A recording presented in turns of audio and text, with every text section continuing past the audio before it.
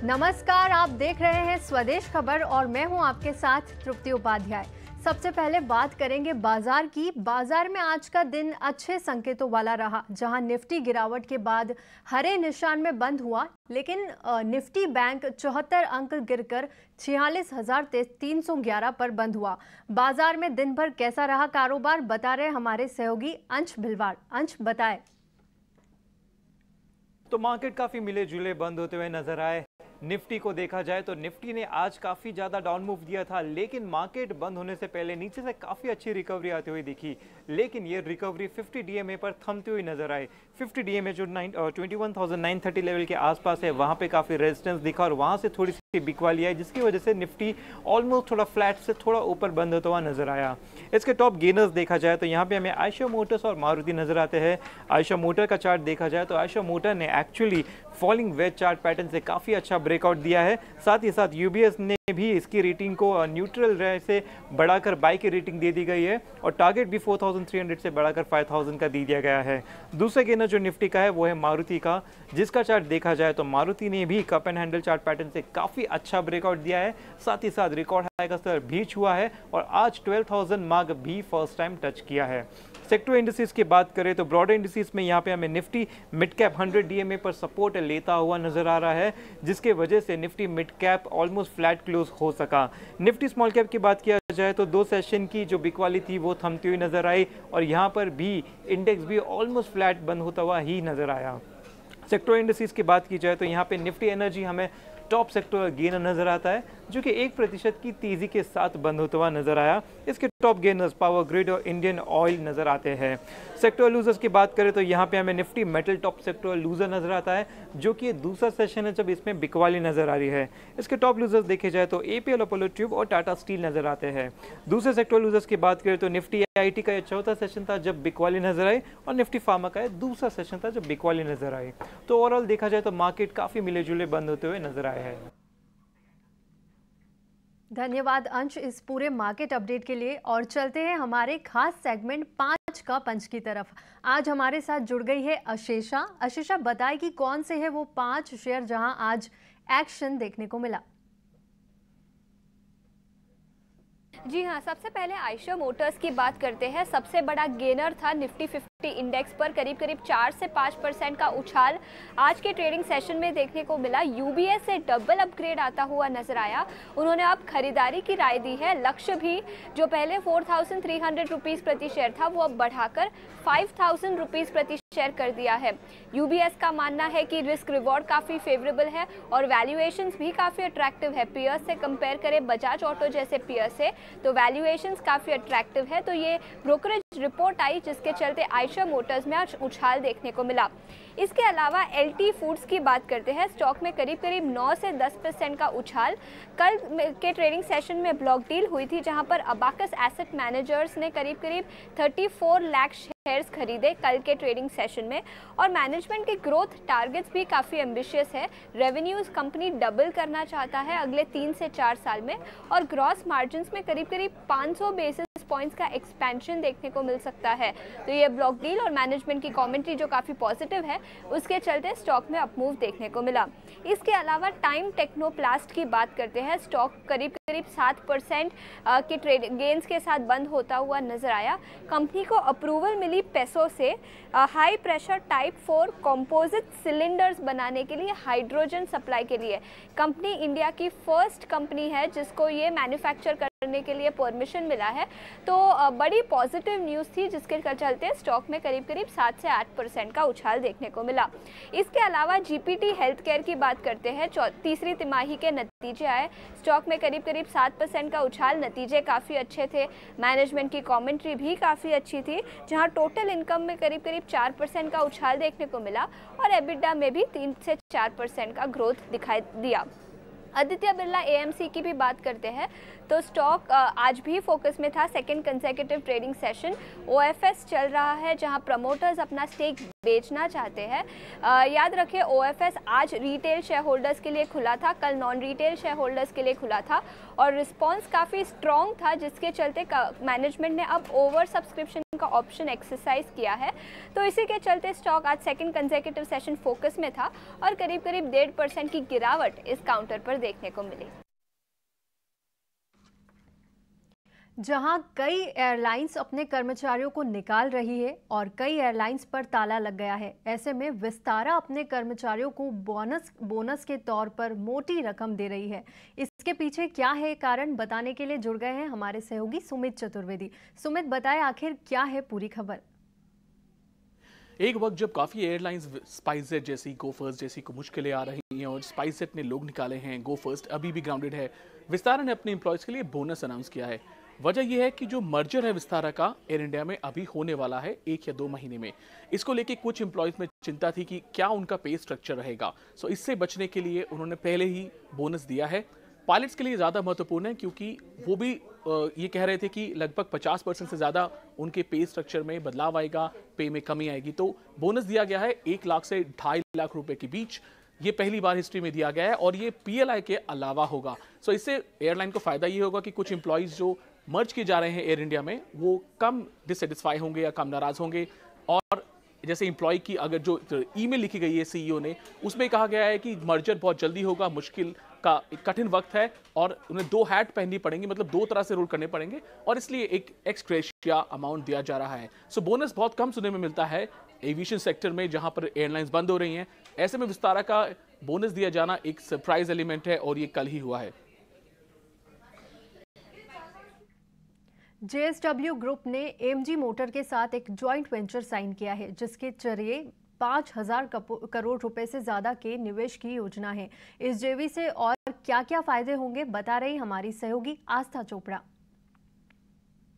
आज हम यहाँ JSW के इवेंट में हैं जहाँ की वो अनाउंस कर रहे हैं फाइनली कोलैबोरेशन अपनी MG मोटर के साथ। और अगर हम इस कोलैबोरेशन की बात करें तो 51% स्टेक इधर JSW का ही रहेगा और साथ ही साथ जो चेयरमैन होगा इस कोलैबोरेशन का वो भी JSW की टीम से ही होगा। साथ ही साथ अगर हम इस इन्वेस्टमेंट की बात करें तो इन्वेस्टमेंट जो इस कोलैबोरेशन में लगेगी वो 5,000 करोड़ से ज्यादा की लगेगी। और इसने कंपनी ने ये भी बोला है कि वो अपनी प्रोडक्शन कैपेसिटी इंक्रीज करेंगे। पहले जो 1 लाख हुआ करती थी वो 3 लाख तक जाएगी। अब प्रोडक्शन कैपेसिटी भी उन्होंने इंक्रीज करने को की बात करी है। साथ ही साथ अगर हम उनके फ्यूचर प्लान्स और स्ट्रैटेजीज की बात करें तो JSW ने बोला है वो हर 3 से 4 महीने में एक नया प्रोडक्ट लॉन्च करेंगे। उनकी स्ट्रैटेजी है एक्सपेंशन की और ये जो गतिविधि है वो स्टार्ट होगी सितंबर 2024 से। और साथ ही साथ JSW ये भी बोल रहे हैं कि उनका मेन फोकस जो है वो EV व्हीकल्स, इलेक्ट्रॉनिक व्हीकल्स में ज्यादा रहेगा। और ये मर्जर का भी जो कोलैबोरेशन है उसका भी यही मुद्दा है कि वो ज्यादा फोकस करें इलेक्ट्रॉनिक व्हीकल्स पे। साथ ही साथ सारी पॉसिबल टेक्निक्स भी वो अपनाएंगे अपनी कंपनी की स्ट्रैटेजीज में, जैसे कि इलेक्ट्रॉनिक व्हीकल्स, हाइब्रिड और हाइड्रोजन का इस्तेमाल करके वो अपनी सारी गाड़ियां आगे लाएंगे। ये उनकी स्ट्रैटेजी है। और वो 1 आइस मॉडल भी और एक न्यू एनर्जी व्हीकल भी लॉन्च करने वाले हैं सितंबर में। फेस्टिव सीजन के तुरंत बाद ही उनका एक बड़ा खुलासा होगा जब इनकी एक इलेक्ट्रॉनिक व्हीकल का लॉन्च होगा सितंबर में। और साथ ही साथ एक बहुत खास बातचीत में मिस्टर जिंदल ने ET नाउ स्वदेश को भी बताया है ये कि JSW भी पार्टिसिपेट करेगा जब भी बिडिंग खुलेगी लिथियम माइनिंग की। जैसे ही वो बिडिंग खुलेगी उसमें पार्टिसिपेट भी करेंगे। तो ये स्ट्रैटेजीज और प्लान्स JSW ने बताए गए हैं कि उनका ज्यादा मेन फोकस जो होगा वो इलेक्ट्रॉनिक व्हीकल्स पे होगा। साथ ही साथ सारी टेक्नोलॉजी जो हाइड्रोजन और हाइब्रिड यूज करेगी और अपनी प्रोडक्शन कैपेसिटी बढ़ाएगी। तो ये मेन उन्होंने खुलासे करे हैं आज इस इवेंट में। सूत्रों के हवाले से खबर है कि घरेलू डिफेंस इक्विपमेंट की मैन्युफैक्चरिंग के लिए रक्षा मंत्रालय के लिए एग्रेसिव टारगेट दिया है। ज्यादा जानकारी के लिए जुड़ गए हैं हमारे सहयोगी प्रकाश प्रियदर्शी। प्रकाश, सरकार के एजेंडे में कौन सी बातें शामिल है, बताएं। देखिए, सूत्रों के हवाले से जो जानकारी हमें मिल रही है उसके हिसाब से नई सरकार की प्राथमिकताओं में डिफेंस सेक्टर को सबसे ऊपर रखा जा सकता है। सूत्र हमें बता रहे हैं कि डिफेंस मिनिस्ट्री ने 2 तरह की स्ट्रैटेजी पे काम करने की शुरुआत कर दी है।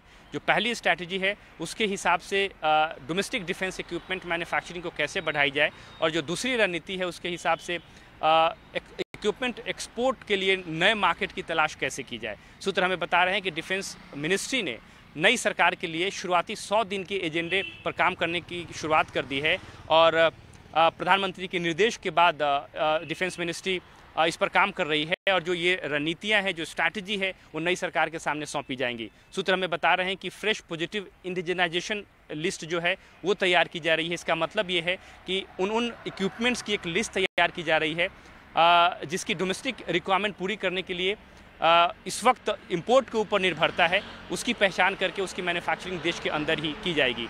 5 इस तरह के लिस्ट सरकार पहले ही जारी कर चुकी है और अब नई लिस्ट पर काम करने की शुरुआत कर दी गई है।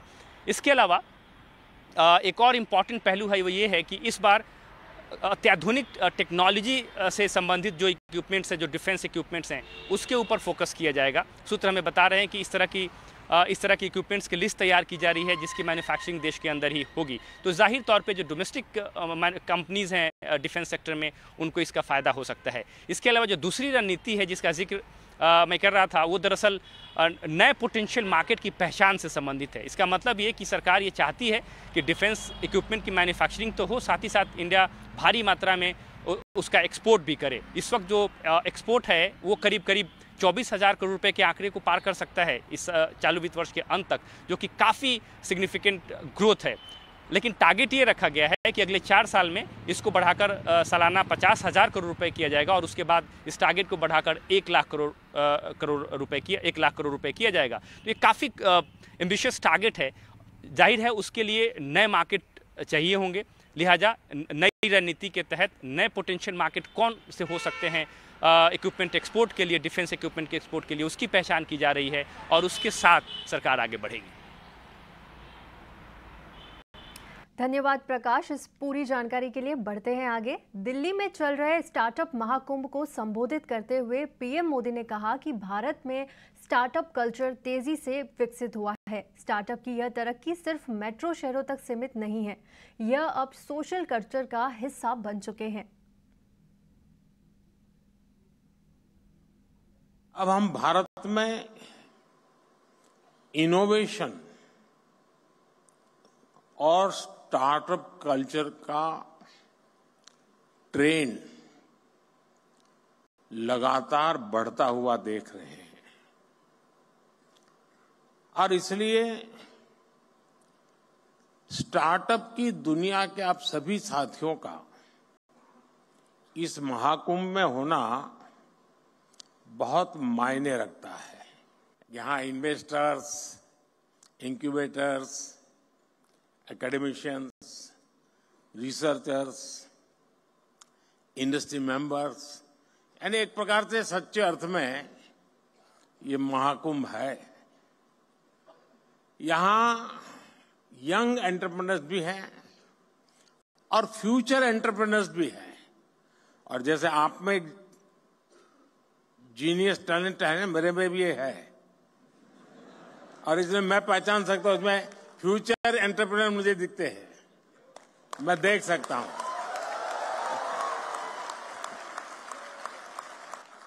ऐसे में ये एनर्जी, ये वाइब वाकई अद्भुत है। और फिलहाल है एक छोटे से ब्रेक के उस पार खबर। खास चर्चा में, जी हां, प्रदूषण का प्रहार, दिल्ली फिर लाचार। लेकिन यहां पर एक स्पष्ट बात कह दें कि फिलहाल दिल्ली का जो प्रदूषण स्तर है वो उतना खराब नहीं है, लेकिन जो बात हम आज दिल्ली के लिहाज से कर रहे हैं वो दरअसल एक ताजा रिपोर्ट की है जिसमें प्रदूषण में टॉप पर एक बार फिर दिल्ली का नाम सामने आया है। प्रदूषण पर बात हो और दिल्ली का नाम ना आए, ऐसा फिलहाल तो नजर नहीं आता। दुनिया भर के प्रदूषण पर ताजा रिपोर्ट आई है स्विस एजेंसी की IQ एयर नाम की, और उसमें जो वायु गुणवत्ता की बात की जाती है उसमें लगातार चौथी बार, 2018 के बाद से है, लगातार चौथी बार दिल्ली में प्रदूषण को लेकर गंभीरता की बात इंटरनेशनल एजेंसीज भी कर रही हैं। हालांकि इसमें बिहार भी कुछ पीछे नहीं है। दुनिया के सबसे प्रदूषित शहरों में बिहार के बेगूसराय का नाम भी सामने आया है। जैसा मैंने आपको बताया, स्विट्जरलैंड के संगठन IQ एयर की वर्ल्ड एयर क्वालिटी रिपोर्ट 2023 के मुताबिक एवरेज सालाना 54.4 माइक्रोग्राम प्रति क्यूबिक मीटर की PM 2.5 का जो लेवल है, जो आधार है, उसमें अगर हम पूरे भारत को बात करें तो 2023 में 134 देशों में तीसरा सबसे खराब वायु गुणवत्ता वाला देश भारत बन चुका है और इसके ऊपर बांग्लादेश और पाकिस्तान है। इससे पहले कि चर्चा को आगे बढ़ाएं, जानते हैं हमारी सहयोगी भव्या से कि आखिर इस रिपोर्ट की बाकी इनसाइट्स क्या हैं। भव्या, बताएं आखिर क्या कहती है ये रिपोर्ट। तो जैसा कि आप देख रहे हैं कि अभी हम खड़े हैं देश की राजधानी नई दिल्ली में, जो कि एक बार फिर से आइडेंटिफाई हुई है as the capital city with the poorest pollution index, with the poorest air quality index. So according to world air quality report, जो कि एक स्विस ऑर्गेनाइजेशन IQ एयर ने जारी की है 2 दिन पहले, उसके अनुसार दिल्ली सबसे ज़्यादा पोल्यूटेड कैपिटल सिटी की तरह आइडेंटिफाई किया गया है और बिहार का बेगूसराय सबसे ज़्यादा पोल्यूटेड मेट्रोपॉलिटन सिटी के तरह आइडेंटिफाई किया गया है। India 3rd largest polluted country की तरह आइडेंटिफाई किया गया है, जो कि 2022 में 8th मोस्ट पोल्यूटेड कंट्री था, अब 3rd मोस्ट पोल्यूटेड कंट्री है। तो कि हम 2022 से 2023 तक 5 पोजीशन स्लिप कर गए हैं इस एयर क्वालिटी इंडेक्स में। और हमारे आगे जो 2 कंट्रीज आते हैं वो है बांग्लादेश और पाकिस्तान। अगर हम PM 2.5 कंसंट्रेशन की बात करें तो दिल्ली के PM 2.5 लेवल 92.7 माइक्रोग्राम पर क्यूबिक मीटर पहुंच गए हैं 2023 में। और एज अ कंट्री हमने on an average PM 2.5 concentration देखी है 54.4 माइक्रोग्राम पर क्यूबिक मीटर की। 1.36 बिलियन इंडियंस एक्सपोज हुए हैं PM 2.5 कंसंट्रेशन से, जो कि एक्सीड करती है WHO की गाइडलाइन। तो अब हमारी जो रैंक है वो गिरती ही जा रही है और दिल्ली एक बार फिर as the most polluted capital city identify हुआ है। पर फिर भी ये इंडिया का और कंट्री का सबसे ज़्यादा पोल्यूटेड सिटी नहीं है, वो है बिहार का बेगूसराय। शुक्रिया करेंगे इस अहम जानकारी के लिए आपका भव्या। तो भव्या, हमारी सहयोगी आपको बता रही थी कि इस रिपोर्ट की बारीक बातें क्या हैं और इस रिपोर्ट में आप बार बार PM 2.5 का जिक्र कर समझ में आपको आ रहा होगा। अब PM होता क्या? PM 2.5 जो लेवल है, इसके आधार माना जाता है प्रदूषण को मापने के लिए। PM यानी पार्टिकुलेट मैटर, जो वायु में मौजूद छोटे कण होते हैं और ये ठोस और तरल दोनों रूप में मौजूद होते हैं। हवा में मौजूद ये कण इतने छोटे होते हैं कि आप इन्हें नंगी आंखों से नहीं देख सकते और इनको एक आधार बनाया जाता है बेहतर हवा के एक तरह से पैमाने के लिए। और चलिए थोड़ा और आसान भाषा में हम इसको समझने की कोशिश करेंगे। हमारे साथ चर्चा में जुड़ रहे हैं जाने माने एनवायरमेंटलिस्ट, डायरेक्टर वन शक्ति से स्टालिन दयानंद जी। स्टालिन, बहुत बहुत स्वागत आपका ET Now स्वदेश में। अक्सर हम आपसे चर्चा करते हैं, कुछ नेटवर्क का इशू है जिसकी वजह से हम आपसे फ़ोन पे इस वक्त ये चर्चा आगे बढ़ा रहे हैं। ज़रा हमें बताइए कि ये जो रिपोर्ट सामने आई है या इससे पहले आप सभी बहुत कंसर्न रहे हैं, पहले भी हमने इस पे काफ़ी चर्चाएं की हैं, आपकी चिंताएं क्या हैं इस रिपोर्ट के मार्फत?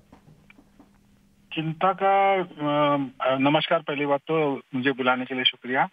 चिंता का विषय यह है कि जो एयर क्वालिटी जो लगातार गिरती जा रही है और सिर्फ दिल्ली में नहीं, मुंबई में नहीं, सारे जो शहर जिन्हें हम विकसित भारत का हिस्सा मानते हैं या फिर इस प्रोग्राम में आगे जा रहे हैं, वो सारे शहर, मुंबई, इंडिया में कम से कम 11 शहर ऐसे हैं जो दुनिया के सबसे ज्यादा प्रदूषित शहरों में उनका गिनती किया जाता है।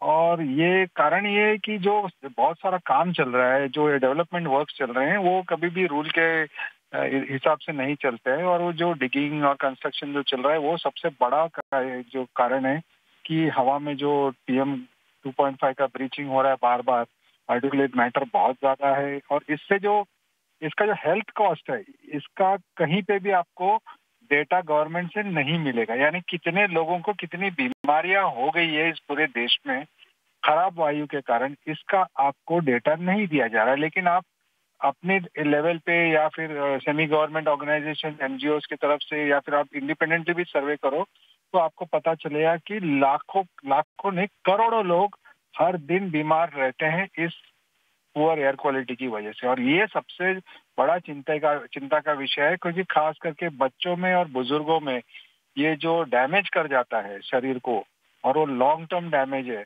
उसका कहीं पे भी अंदाजा या फिर डेटा नहीं दिया जाता है। ये चिंता का विषय है। बिल्कुल, बहुत अहम बात आपने कही है। ज़रा मैं इस रिपोर्ट की कुछ और अहम बातें अपने दर्शकों को बता दूं। IQAir ने अपनी इस रिपोर्ट के लिए जिस डेटा का इस्तेमाल किया है, क्योंकि बार बार किसी रिपोर्ट की फिजिबिलिटी की बात की जाती है, तो उसमें 30,000 से अधिक जो वायु गुणवत्ता के निगरानी स्टेशंस हैं, जो अनुसंधान संस्थान हैं, सरकारी इंस्टीट्यूशंस हैं, यूनिवर्सिटीज़ हैं, शैक्षिक सुविधाओं के जो इंस्टीट्यूशंस हैं, सरकारी गैर सरकारी, इन सभी संस्थाओं का पूरा डेटा इकट्ठा किया गया है और निजी कंपनियों की भी इसमें भागीदारी रखी गई है। और इस आधार पे एक बड़ा डेटा, एक बड़ा फिगर कह सकते हैं, जिसके आधार पे रिसर्च रखी गई है। आपको बता दें कि इसमें जो सबसे ज़्यादा जिस बात की का जिक्र स्टालिन भी कर रहे थे कि खराब हवा से जो तकलीफ बढ़ रही है वो उसका अंदाज़ा लगाना मुश्किल है, क्योंकि उस तरह का डेटा मौजूद नहीं है, ना ही उपलब्ध कराया जाता है। स्टालिन, ये PM 2.5 क्या पैमाना है? ज़रा हमारे जो दर्शक हैं वो बार बार उनके मन में भी सवाल होगा। कुछ चीज़ें तो मैंने बताई, ये क्यों इसे पैमाना माना जाता है? उसकी वजह ये है कि उस 2.5 से अगर कम साइज का अगर जो डस्ट होगा या फिर पार्टिकल होगा, उससे होने वाला डैमेज बहुत कम है। अगर 2.5 के ऊपर चला जाता है तो वो जो डस्ट पार्टिकल है वो बहुत हानिकारक हो जाते हैं आपके फेफड़ों में, आपके गलों में जो चीरता हुआ जाता है और जाकर के आपके फेफड़ों में बस जाता है। तो यानी पार्टिकुलेट मैटर का जो प्रमाण है कितना होना चाहिए वो इम्पोर्टेंट है। उसको होना चाहिए 25 के नीचे, और 25 से लेकर 50 तक को फेयर माना जाता है, 50 से 100 तक पुअर, एंड 100 के ऊपर वेरी पुअर। अगर आपने आज का जो डेटा दिया वो 95 का जो रीडिंग है वो मैं कहूँगा पुअर क्वालिटी में आ गया। वो यानी जो छोटे छोटे कण होते हैं धूल के या फिर डस्ट जो कहते हैं हम उसको फ्यूजिटिव डस्ट जिसको बोलते हैं, फ्यूजिटिव इसलिए क्योंकि वो हवा में एस्केप कर गया है और वो फ्रीली फ्लोट हो रहा है, और वो अगर आपके फेफड़ों में जाता है तो आपको लॉन्ग टर्म लंग डैमेज कर जाता है। इसलिए 2.5 का जो लेवल है, यानी अगर जितना स्मॉलर साइज होगा वो आपको बॉडी एडजस्ट कर जाएगा, लेकिन उससे बड़ा होगा तो शरीर को और स्वास्थ्य को नुकसान पहुंचता है। बहुत बहुत शुक्रिया करेंगे स्टालिन जी हमसे जुड़ने के लिए और इन सारे पहलुओं पर विस्तार से बातचीत करने के लिए। और उम्मीद हम यही करते हैं कि ये जो रिपोर्ट्स हैं ये एक तरह का अलार्म होती हैं और इससे सरकारों, संस्थाओं सभी को समझना होगा। दिल्ली जैसी शहर या दिल्ली जैसे एक बड़ी डेमोग्राफी में इस तरह की चिंताएं आज से नहीं लगातार बनी हुई हैं और इस पर वाकई ध्यान देने की आवश्यकता है। तो इस चर्चा के जरिए हमने तमाम बातों को बड़ी आसान भाषा में आपके सामने रखा। और चलिए फिलहाल इस चर्चा में इतना ही, लेकिन जाते जाते आपको बता दें कि Aditya Birla Sun Life Mutual Fund presents Voyage का 10वां एडिशन हाल ही में मुंबई में आयोजित किया गया था। वोयाज 2024 में कई नामचीन हस्तियों ने डोमिनेंट भारत पर अपने विचार रखे। आइए देखते हैं इस पर एक खास रिपोर्ट। स्वागत है आपका Aditya Birla Sun Life Mutual fund प्रस्तुत वॉयज 2024 के 10वें एडिशन में। Investing opportunities in dominant Bharat के थीम अनुसार इस कार्यक्रम ने दर्शकों के सामने भारत की क्षमता पर अपने विचार रखे और भारत कैसे वैश्विक अर्थव्यवस्था के रूप में उभर सकता है, इस पर गहरी चर्चा की। I want to raise a very provocative question about whether Bharat will be dominant. The reality is that we don't know the future, and the best thing that we can have is a sort of framework for understanding developments as they occur. The big questions for 2024 are, can China really change its economic model? Can Japan capitalize on the high-tech boom? And for the US, will America run out of workers? These are the three big questions that all of us will are going to try to answer over the course of 2024. So we are in a bit of a Goldilocks situation, where we have a fairly good growth, coupled with inflation coming into RBI's comfort zone of 4%. At least given the various policy announcements and the moves made by both the government as well as the RBI, it's likely that they will try and maintain this for a period of time or till as far as they possibly can. So yes, it's a bit of a Goldilocks situation we're in. Kaustubh, you speak with corporate heads all across. How do they refer to this? Are they getting the real boost from policy making?